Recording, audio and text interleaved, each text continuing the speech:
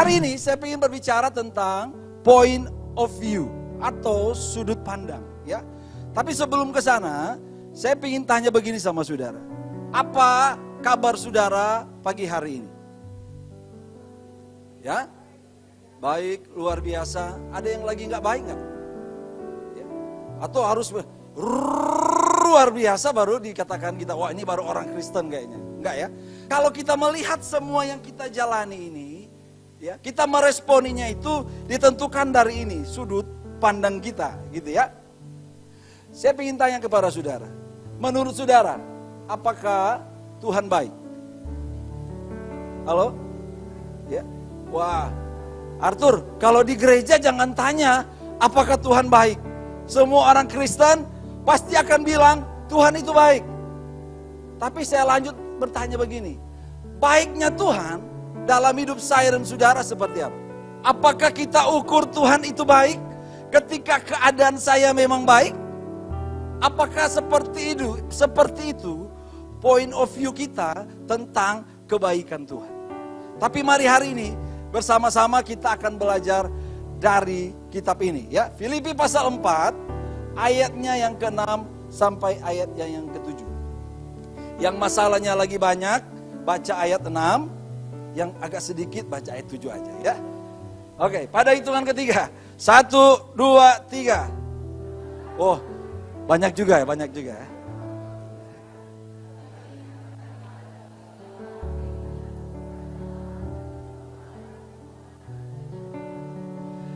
Damai sejahtera Allah yang melampaui segala akal akan memelihara hati dan pikiranmu dalam Kristus Yesus. Kalau saya tanya kepada saudara, siapa saudara yang hadir pagi hari ini yang tidak pernah khawatir? Kayaknya pertanyaan bodoh ya. Wah, nggak mungkin lah. Tapi saya mau bilang begini, kita harus membedakan gitu ya, antara rasa khawatir versus hidup dalam kekhawatiran. Ya. Rasa khawatir itu bisa datang kapan saja kepada kita. Tetapi apakah kita sebagai orang percaya, kita mau hidup dalam rasa khawatir itu, dalam kekhawatiran itu, atau tidak, gitu ya. Kenapa seringkali kita khawatir? Karena kita tahu bahwa kita ini tidak tahu, bahkan mungkin kita tidak mampu. Bahkan apa yang akan terjadi ke depan, kita aja nggak tahu. Ya. Paulus bilang begini, janganlah hendaknya engkau khawatir tentang apapun juga. Mungkin ketika kita baca ayat ini, kita lagi bilang, orang yang lagi ngomong ini mungkin keadaannya lagi baik-baik. Ya. Mungkin dia lagi duduk di pantai, lagi berjemur, supaya mungkin tadi kulitnya yang agak putih bisa jadi agak kecoklat-coklatan. Terus dia bilang, jangan khawatir ya tentang apapun juga. Tetapi kenapa seorang Paulus di tengah-tengah keadaan bahwa dia lagi di penjara itu, tinggal sebentar lagi dia akan divonis, dia di sebuah keadaan yang tidak tahu, bahkan tidak mampu untuk mengubah keadaan. Tapi di sebuah keadaan yang seperti itu, dia menasihatkan jemaat Tuhan. Dia menasihatkan setiap saya dan saudara pagi hari ini. Jangan khawatir tentang apapun juga. Kenapa? Ini yang pertama. Ya, ayat 6 bilang begini. Janganlah hendaknya kamu khawatir tentang apapun juga. Tetapi nyatakanlah dalam segala hal keinginanmu kepada Allah dalam doa, permohonan dengan ucapan syukur. Kenapa dia tidak khawatir? Saya mau bilang begini. Paulus sadar dia punya Tuhan. Halo. Kita harus mengalami kesadaran begini sebenarnya. Kenapa kita harus punya point of view bahwa kita tidak mau hidup di tengah-tengah kekhawatiran itu? Kenapa? Karena kita punya Tuhan. Haleluya. Ya. Seorang hamba Tuhan bilang begini. John Piper bilang begini. Khawatir itu ya menaruh perhatian yang berlebihan pada sesuatu sampai gagal menaruh keyakinan dan pengharapan yang sepantasnya kepada Allah. Kekristenan hari ini kalau dalam perjalanan hidup kita, kalau kita terus hidup mau dikuasai, bahkan kita tinggal di dalam kekhawatiran itu, jangan-jangan kita nggak punya kesadaran kalau kita ini punya Tuhan. Kalau kita ini punya Allah. Sebab itu Paulus bilang, nyatakan kepada pribadi yang benar itu. Terus mungkin saudara bertanya sama saya, Pastor, Allah seperti apa? Yang coba Paulus ungkap kepada jemaat yang ada di Filipi. Saya nggak usah kita jauh-jauh ke kitab-kitab lain, kita belajar saja dari kitab Filipi. Yang pertama dia bilang begini, Filipi 1 ayat 6. Ini Allah yang Paulus bilang nyatakan kepada pribadi itu. Allah yang seperti apa? Dia bilang begini, akan hal ini aku yakin sepenuhnya, yaitu Ia yang memulai pekerjaan yang baik di antara kamu akan meneruskannya sampai pada akhirnya pada hari Kristus Yesus. Ya. Jadi ayat ini Nabi bilang begini, kamu yang mulai, nanti Tuhan yang bereskan. Enggak. Atau ya Tuhan yang mulai, nanti sudah kamu yang akan selesaikan sendiri. Tapi tidak, ayat ini berkata Tuhan yang memulai apa? Apa? Pekerjaan yang baik.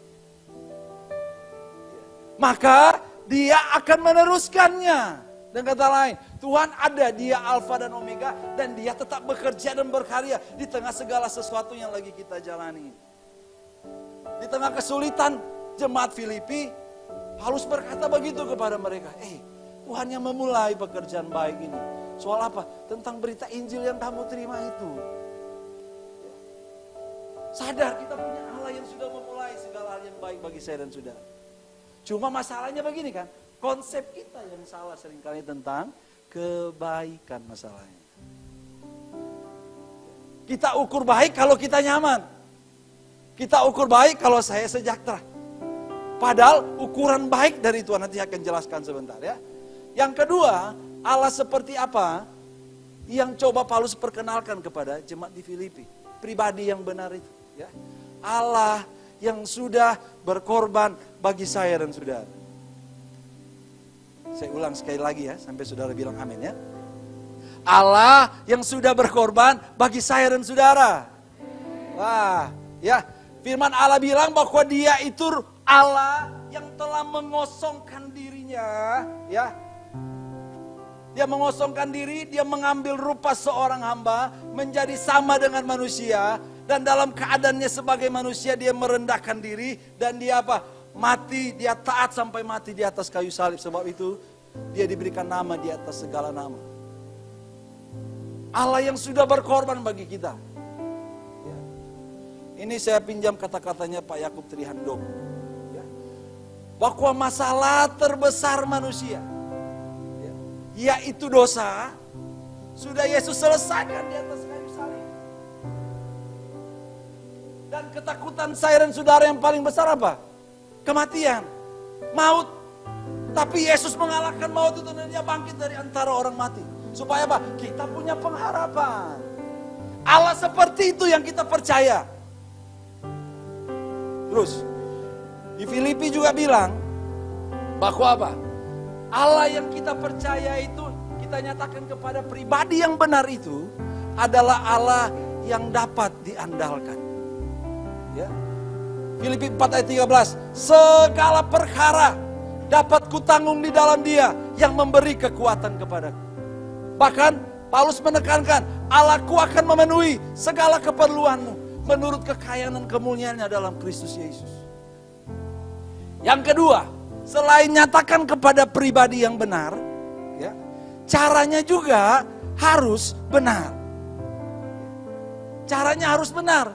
Dia bilang begini, janganlah hendaknya kamu khawatir tentang apapun juga, tetapi nyatakanlah dalam segala hal keinginanmu kepada Allah, dalam doa, permohonan, dan ucapan syukur. Mungkin sudah berpikir, Arthur, bukannya kalau sudah menyatakan itu, sudah berdoa ya? Tapi kenapa Rasul Paulus membedakan itu? Ya, masalahnya di sini. Ya. Kita tahu bahwa doa seharusnya bicara tentang apa? Relasi kita dengan Tuhan. Ya. Tapi masalahnya, seringkali kita sebagai orang Kristen datang pada Tuhan itu hanya sekedar fungsional. Bahkan mungkin sekedar kita bertransaksi di sana. Kita seringkali apa? Gagal membangun relasi dengan Tuhan. Kalau lagi sulit baru cari Tuhan, itu fungsi aja. Bahkan seringkali kita bertransaksi sama Tuhan. Kita harus ubah point of view kita, gitu ya. Selain doa dia bilang begini, ya. Permohonan, ya. Permohonan. Kalau seseorang memohon, ya. Kalau seorang datang kepada seseorang, dia mengakui bahwa dia ini terbatas, orang ini lebih hebat dari dia. Jadi memohon di sini, kita lagi bilang begini, kita mengakui bahwa diri kita terbatas. Ya. Ada kesadaran akan ketidaksanggupan kita, tapi ada kesadaran di situ apa? Siapa Tuhan. Ya. Tapi masalahnya, kita sebagai orang seringkali, apalagi kalau zaman sekarang kan, wah kita harus hebat, kita harus kuat, jangan kelihatan lemah kamu. Ya. Jangan kelihatan lemah, nanti orang akan injak-injak kamu. Tetapi kalau orang yang sadar siapa dia di hadapan Tuhan, dia akan tahu memposisikan dirinya dimanapun dan kepada siapapun, terutama kepada Tuhan. Caranya harus benar. Kita harus mengakui kepada Tuhan, Tuhan, aku ini terbatas. Aku ini nggak sanggup. Seberapa saudara berusaha untuk mengubah orang lain, tapi gagal dan gagal. Ya. Terus Paulus bilang, harus dengan apa? Ucapan syukur. Sebenarnya dalam bahasa asli, kata ucapan ini nggak ada. Yang ada itu cuma syukur. Ya. Kata ini dalam bahasa Yunani itu eukaristeo. Ya. Eu itu baik, karisteo itu pemberian. Ya. Dengan kata lain, kapan kita bisa bersyukur dalam hidup? Ketika begini, kita percaya apapun yang Tuhan lakukan dan berikan adalah baik. Amin. Ya. Dia adalah Tuhan yang baik, maka yang dia lakukan, dia berikan, dia rencanakan pasti baik. Masalahnya ini, ya, kita yang mau nilai sendiri bahwa itu baik atau tidak baik masalahnya. Saudara ingat kisah penciptaan? Yang bilang bahwa manusia seorang diri itu tidak baik siapa?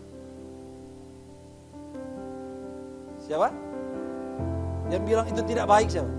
Tuhan, Allah. Ketika dia menciptakan langit dan bumi, serta segala isinya, dia tutup dengan apa? Bahwa semua itu apa? Baik. Terus, apa yang iblis coba tabarkan kepada manusia? Kamu mau tahu mana yang baik dan tidak baik?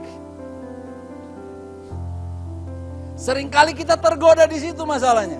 Kita ingin menentukan bahwa ini yang baik, ini yang tidak baik. Sehingga apa? Ketika Tuhan sudah menyatakan seringkali jawabannya, karena kita pikir, ini bukan sesuai keinginan saya ini Tuhan. Akhirnya apa? Kita marah sama Tuhan. Kita kecewa sama Tuhan. Kita kecewa sama gereja. Padahal seperti saya bilang tadi, tujuan Tuhan dalam segala sesuatu itu untuk mengubah kita menjadi pribadi yang lebih baik. Kekecewaanmu hari ini harus kamu datang sama Tuhan yang sudah merasakan apa yang kamu rasakan. Nggak mudah. Karena seringkali kita coba tentukan apa yang baik. Sebab itu, ya, seringkali begini, peristiwa yang terburuk, salib. Siapa bilang salib itu peristiwa baik? Itu terburuk. Dihina, dilecehkan, ditinggalkan, dilupakan, ditelanjangi di atas salib. Tetapi justru di peristiwa salib itu, Tuhan memberikan yang terbaik, yaitu apa? Kasih-Nya dan kebaikan yang terbesar, yaitu keselamatan saya dan saudara.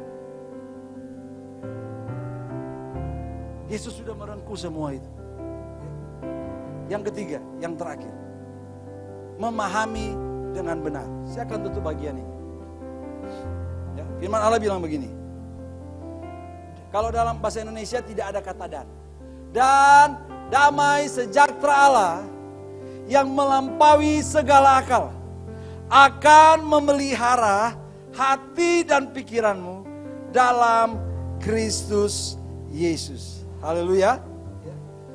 Mungkin ya, saudara akan sedikit kecewa ketika membaca ayat ini. Tadi Paulus bilang, nyatakan kepada pribadi yang benar dengan cara yang benar. Wah, maka apa seharusnya yang kita alami? Kalau kita sudah nyatakan sama pribadi yang benar, lakukan dengan cara yang benar.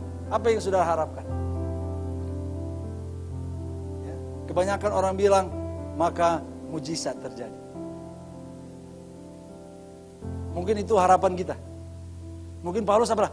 Paulus, kenapa kok dan damai sejahtera Allah yang melampaui segala akal? Kenapa bukan mujizat? Karena begini saudara, janji Tuhan itu seperti saya bilang tadi, fokus bukan ubah keadaan, tapi ubah hati dan akal budi kita. Kenapa? Karena kekhawatiran itu bukan soal masalah situasi, tetapi soal apa? Masalah hati dan akal budi. Dan Tuhan memberi apa yang paling kita butuhkan sebenarnya, yaitu damai sejahtera. Tuhan menjanjikan pemeliharaan dan penjagaan hati dan akal budi. Kenapa?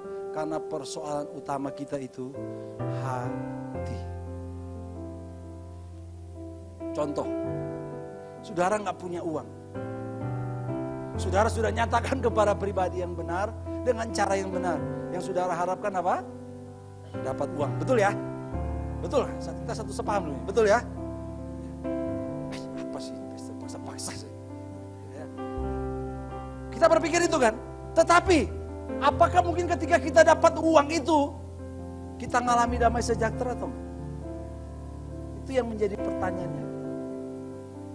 Karena persoalan kita bukan keadaan, bukan situasi, tapi masalah hati. Dan saya suka begini, Paulus menutupnya semua dalam Kristus. Kristus ya, Kristus yang saya bilang tadi, Kristus sang pemilik kehidupan harus mengalami kematian di atas salib agar kita yang seharusnya mati karena dosa dapat menerima hidup yang kekal. Kristus sang kebenaran yang tidak mengenal dosa, tapi dia menjadi dosa supaya kita yang seringkali merasa diri ini benar dapat menerima kebenaran sejati. Kristus yang adalah hakim yang adil harus mengalami ketidakadilan, bahkan divonis bersalah, agar kita yang bersalah dan harusnya dihukum dapat hidup dalam kebebasan kemuliaan Allah.